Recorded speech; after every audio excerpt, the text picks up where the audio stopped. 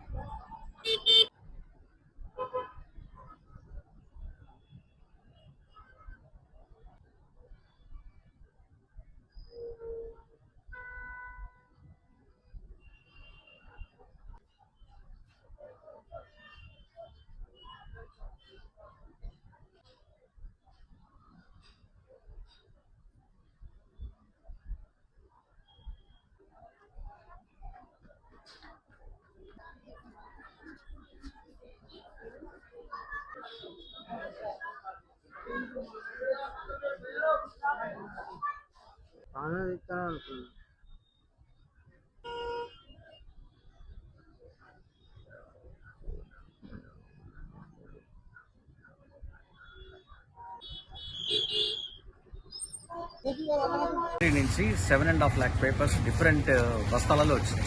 Daily వచ్చే బస్తాలు. ఖచ్చితంగా సెక్యూరిటీ గార్డ్ ఆపేవాడు. వాడు లోపలికి వస్తే బూతులు తిట్టడం, లేకపోతే పెనాల్టీ వేయిస్తా బండికి అని అంటాం. ఇది వస్తేనేమో వెహికల్ అవ్వడానికి సందు ఉండదు. డిఫరెంట్ వెహికల్స్ పార్క్ అయి ఉండేవి. ఇక్కడ పార్క్ చేసి లోపలికి పోయేవాళ్ళు, బస్సు ఎక్కిపోయే వాళ్ళు కూడా ఉండేవాళ్ళు. దానికి కంట్రోల్ ఉండేది కాదు. మా బస్తాలు మేమే మోసుకొని ఈడ్చుకపోయి నడుములు నొప్పి పుట్టి చివరికి ఇక్కడికి లాజిస్టిక్స్ వేయకండి, ఎస్ఆర్ఎంటీ గానీ నవతకు గానీ వేయండి అని బతులు ఆడుకున్నట్టు మార్చుకోండి. ప్రైవేట్ మీరు ఆర్ఎం గారికి కానీ డిఎం గారికి కంప్లైంట్ చేశారా? డిఫరెంట్ కంప్లైంట్స్ చేసి నో రెస్పాన్స్. ఇంకొక సెకండ్ థింగ్ ఏంటంటే, డిఫరెంట్ ఏరియాస్ నుంచి టు బి పెయిడ్ మోడ్ లో వస్తాయి ఇక్కడికి. కానీ ఇక్కడి నుంచి టు బి పెయిడ్ మోడ్ లో మేము పంపము, మేము తీసుకోము.